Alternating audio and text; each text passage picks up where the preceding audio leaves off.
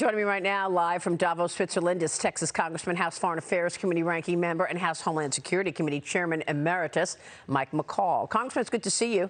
Thanks very much for being here this morning. We'll get into the World Economic Forum in a moment, but first, your reaction to Biden's gaffe once again. This is not the first time that he has said he would be willing to defend militarily with troops on the ground in Taiwan should China invade. Right, and it's every time he goes off script, he says something that I think makes his national security team cringe. They try to walk this thing back. I don't mind him talking about deterrence, Maria, and talking tough about Taiwan if he can back it up in action. The problem is, he, just like with Ukraine, he waited till after the invasion to get the weapons in. Right now, Maria, I've signed off for the last 3 years on weapons sales to Taiwan. None of those have gone to Taiwan in country. None.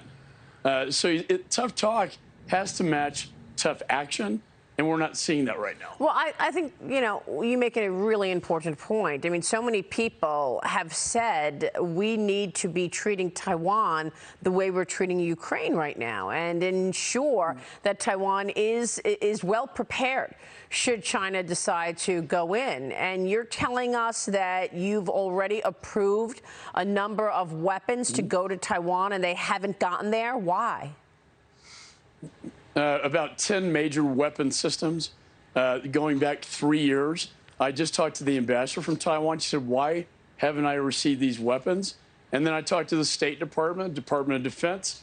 We have a military weapons production problem, Maria. We cannot make these weapons fast enough. And even though we're trying to send things into Ukraine, we don't have the semiconductor chips. So there's a big issue right now going on in terms of how can we produce these faster? Taiwan needs these asymmetric warfare weapons in the event President Xi decides he's going to militarily invade Taiwan, just like Putin invaded Ukraine. It's very foreseeable, not a question of if, but when. It's very frustrating. They need these weapons now. But is the White House stopping this? I mean, why aren't they getting there? Who is stopping it? Well, it's like the Keystone Cops pointing the fingers at everybody else. I mean, I've asked the Secretary of State this question at a hearing, the Deputy Secretary, Secretary of Defense. They say there's an industrial-based production problem. Well, you know what? We got to fix this thing, right?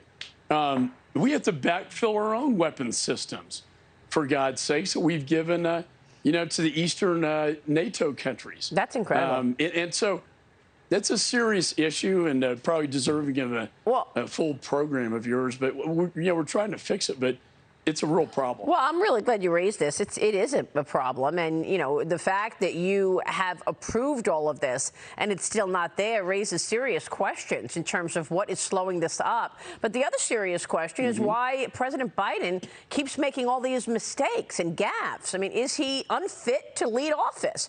We're not the only ones watching this. The Chinese are watching it, and the North Koreans are watching it, and all of our other adversaries. What can you do as an elected official here watching the commander-in-chief trip all over himself?